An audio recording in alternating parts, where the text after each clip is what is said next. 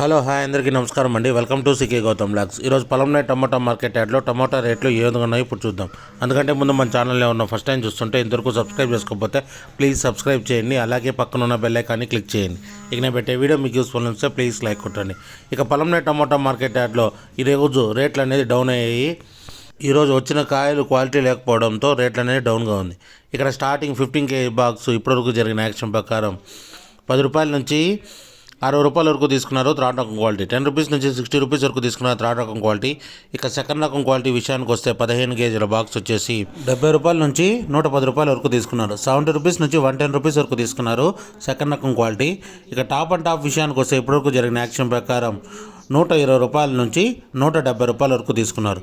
120 rupees నుంచి 170 rupees వరకు తీసుకున్నారు ఈ బాక్సు పొలంనేరులో. ఇది ఈరోజు పొలంనేరు టమోటా మార్కెట్ యార్డ్లో టమోటా రేట్లు.